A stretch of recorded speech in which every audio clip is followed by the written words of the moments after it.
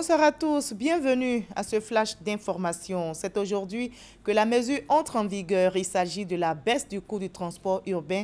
Le Haut Conseil du patronat des entreprises de transport routier de Côte d'Ivoire a décidé de réduire le coût du transport urbain à 50 francs CFA. Le but est de lutter contre la vie chère, mais qu'en est-il sur le terrain? Les chauffeurs appliquent-ils les nouveaux prix? Élément de réponse avec Herman Niamien. Carrefour de la ville de Cocody ce lundi 1er août. L'endroit grouille de monde.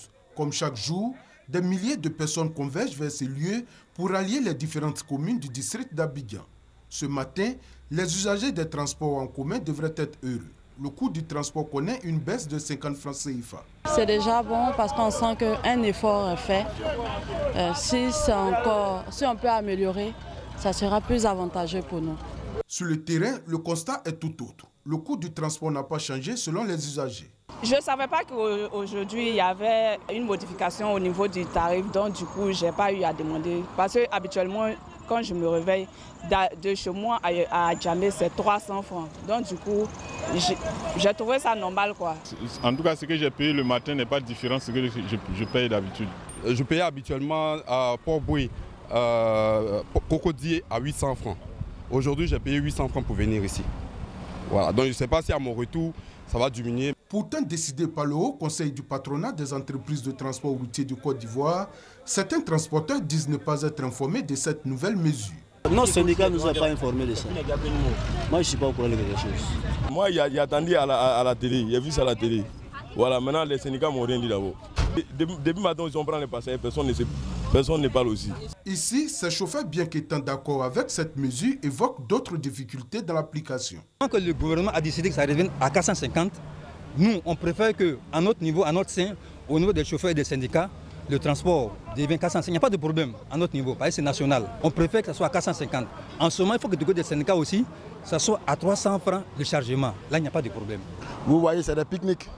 Voilà, on prend 6 personnes au départ. Donc pour diminuer de 50 francs, on perd pratiquement 300 francs en partant. Et 300 francs au retour. Si on a fait 10 tours, ça nous fait 6 000 francs de perdu dans notre gain habituel. Voilà, vraiment c'est énorme. On n'est pas des récalcitrants. On ne veut pas aller contre les décisions de l'État. Mais franchement, on n'est pas du tout content. À l'avenir, j'aimerais qu'on nous associe aux décisions qui sont prises. La réduction du coût du transport décidée par le Haut Conseil du patronat des entreprises de transport routier de Côte d'Ivoire dans le district d'Abidjan n'est pas totalement effective. Au regard des différents témoignages, cela est dû à un déficit d'information. Ce lundi 1er août marque également le démarrage de l'opération propreté et embellissement des villes et communes ivoiriennes. Le ministère de la Salubrité urbaine et de l'assainissement invite tous les Ivoiriens à promouvoir la propreté, l'esthétique. L'opération s'achève le 6 août prochain, à la veille donc de la célébration de l'indépendance de la Côte d'Ivoire.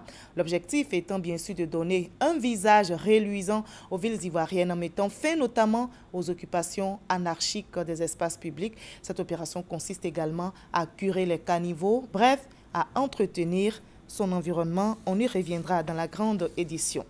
Et dans l'actualité judiciaire en Côte d'Ivoire, le procès de l'ex-première dame Simone Gbagbo, il a été reporté au 10 octobre prochain en raison des vacances judiciaires. Le procès avait repris le 19 juillet dernier après 2 semaines de suspension pour cause d'un malaise de l'accusé. Simone Gbagbo, je rappelle, est jugée par la cour d'assises d'Abidjan depuis le 31 mai dernier pour crimes contre l'humanité commis lors de la crise post-électorale de 2010 à 2011 en Côte d'Ivoire. La Commission électorale de la République démocratique du Congo a lancé hier l'enregistrement des électeurs pour plusieurs scrutins à venir, dont la présidentielle prévue cette année par la Constitution.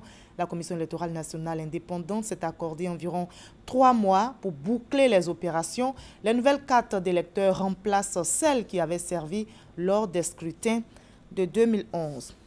Et le chef du gouvernement libyen d'Union nationale a annoncé aujourd'hui que les États-Unis avaient procédé à des frappes aériennes contre des positions du groupe État islamique dans son fief à Sirte. Les premières frappes américaines contre les cibles de Daesh ont infligé de lourdes pertes aux djihadistes à Sirte, situé à 450 km à l'est de Tripoli. Et plus de 6 000 personnes ont été sauvées depuis le 28 juillet en mer Méditerranée au cours de nombreuses opérations de secours. Cette opération a été menée par la marine italienne et les organisations humanitaires. Fin de ce flash, je vous donne rendez-vous à 20 h.